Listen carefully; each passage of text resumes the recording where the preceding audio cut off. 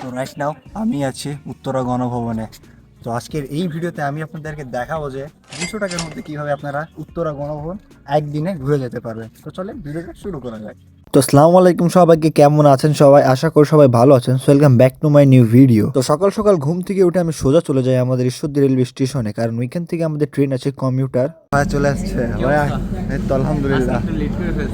ঠান্ডা লাগছে কারণ হ্যাঁ, আজকে কিন্তু শীত আছে নাকি? আমাদের ট্রেন এটা আমাদের ট্রেন। কই যাবো বলো? আব্দুলপুর যাবো, আব্দুলপুর থেকে আমরা নাটোর উত্তরা গণভবনে যাবো। তো এইখান থেকে আমরা ট্রেনে ওঠার পর আমরা এখান থেকে সোজা রওনা হয়ে গেলাম আব্দুলপুর যাওয়ার জন্য, কারণ এইখান থেকে আমরা সোজা নাটোর যাইতে পারবো না, যার কারণে আমাদেরকে প্রথমত এইখান থেকে যাইতে হবে আব্দুলপুরে, তারপর ওইখান থেকে আমাদেরকে ট্রেন চেঞ্জ করে যাইতে হবে নাটোর। তো অনেকদিন যাবত আমরা কোথাও ট্যুর দিতে পারছিলাম না, যার কারণে আমরা আজকে ঠিক করলাম যে আমরা যাব উত্তরা গণভবনে। তো কমিউটার ট্রেনটি আমাদের ঈশ্বরদী রেলওয়ে জংশন থেকে ছেড়ে যায় প্রায় সকাল 7টার দিকে। ও একটু দেরি পরে আমরা চলে আসলাম আজিমনগর রেলওয়ে স্টেশন। তো আজিমনগর রেলওয়ে স্টেশনে আসার পর আমাদের সঙ্গে ঠিক এমনটা হবে আমরা কল্পনাও করতে পারি নাই। আসলে ভাই ট্রেনের তো ফিল শেষ হয়ে গেছে, কি করবে এখন বলো? ধাক্কা দিব? দাও ধাক্কা দাও। এই তো বাহুবলী। তো যাই হোক, একটু মজা করলাম এবং আজকের ওয়েদারটা ছিল কিন্তু অসাধারণ। একবার জাস্ট দেখেন কত সুন্দর লাগছে দেখতে, আর এরকম একটা ওয়েদারে কিন্তু ট্রাভেল করতে অনেক মজা লাগে।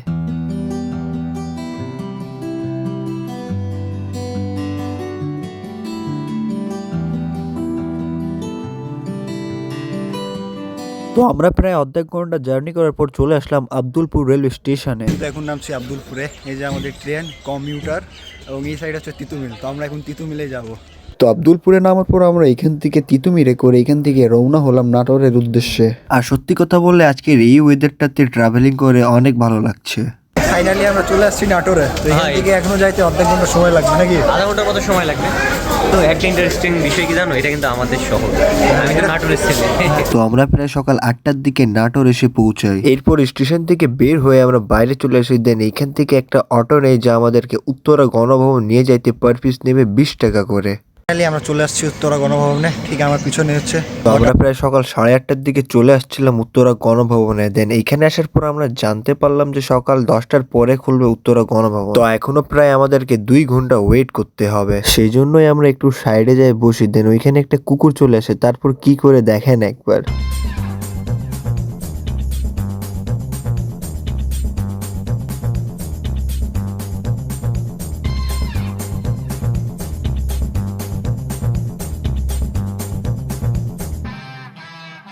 যাই হোক, একটু দেরি পর আমরা চলে আসলাম টিকিট কাটার জন্য। আর আমাদের এক একজনের টিকিটের মূল্য পড়ছে 30 টাকা করে। তো এই যে আমাদের 3 জনের জন্য 3টা টিকিট নেওয়া হয়ে গেল, এখন আমরা ভেতরে যাব। তো এই যে এরপর আমরা সোজা চলে আসলাম ভিতরে। তো ভিতরে আসার পর দেখলাম যে রাস্তার 2 সাইডে খুব সুন্দর করে ফুল গাছগুলো লাগানো আছে, আর সামনের দিকে আসলে আপনারা আরো অনেক ফুল গাছ দেখতে পাবেন। আর এই যে একবার সামনে দেখেন কত সুন্দর লাগছে দেখতে, এখানে কত ফুল লাগানো আছে। এইখানে কিন্তু আপনারা ফটোশুটও করতে পারবেন, প্লাস এই দিক থেকে হাঁটাহাঁটি করতেও কিন্তু অনেক ভালো লাগবে, এবং এইখানেও কিন্তু আপনার ফটোশুট করতে পারবেন এবং এইখানেও। তো এই যে আমার সামনে এখন আছে রাজ আমলের দৌল উৎসব মঞ্চ। এইখানে মূলত ভাষণ দেওয়ার জন্য এই মঞ্চটা তৈরি করা হয়েছিল। আমি কিন্তু দাঁড়ায় আছি হেলিপ্যাডের উপরে। এখানে কিন্তু হেলিপ্যাড আছে, যদি পার্সোনাল কারোর হেলিকপ্টার থাকে এখানে নামাইতে পারেন।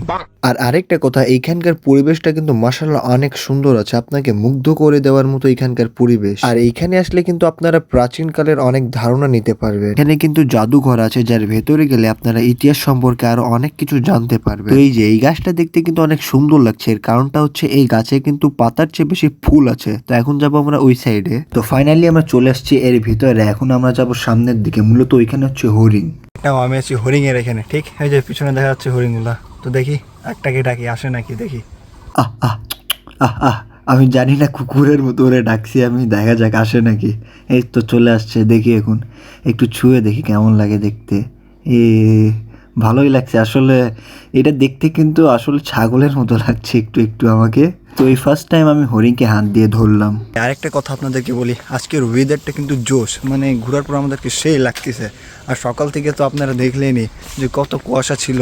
আর এরকম একটা ওয়েদারে কিন্তু ঘোরাঘুরি করে অনেক মজা আছে, নাকি বলো ভাইয়া? এরকম ওয়েদারে কেমন লাগে অনেক ঘুরতে? সুন্দর একটা ওয়েদার, আর বিশেষ করে এখন এই জায়গাটা ঠান্ডা, গরম ঠান্ডা, হ্যাঁ সেই লাগছে। অন্যরকম ফিল। আর এই পুকুরটা ভাই সব থেকে বেশি ভালো লাগতেছে এখান থেকে দাঁড়া থেকে। এখন আমরা যাবো হচ্ছে ময়ূর দেখতে। তো এই যে আমরা এখন চলে আসছি ময়ূরের এখানে। এখানে কিন্তু দুইটা ময়ূর আছে, একটার নাম হচ্ছে তিথি এবং আরেকটার নাম হচ্ছে মিথি। তবে এখন কিন্তু এখানে একটা ময়ূর আছে, সম্ভবত আরেকটা মারা গেছে। আর এখানে হচ্ছে আফ্রিকান গ্রে প্যারট, এর নাম রাখা হচ্ছে হীরা, যা দেখতে কিন্তু হীরার মতোই লাগছে আমাকে। এবং এই যে এখানে আরো রয়েছে গিনিপুষ এবং এই সাইডে রয়েছে খরগোশ। খরগোশটাও কিন্তু অনেক কয়েকটাই আছে এখানে। আর এই যে এখানে কিন্তু বানরও আছে, বাট অনেক কয়েকটা না, জাস্ট একটাই আছে। যাক, আলহামদুলিল্লাহ আজকে আমাদের ঘোরাঘুরি শেষ। তো ভাই কেমন লাগলো এখানে ঘোরার পর? অনেক সুন্দর, আমি মনে করি ফ্যামিলি নিয়ে একটা ঘোরার মতো জায়গা।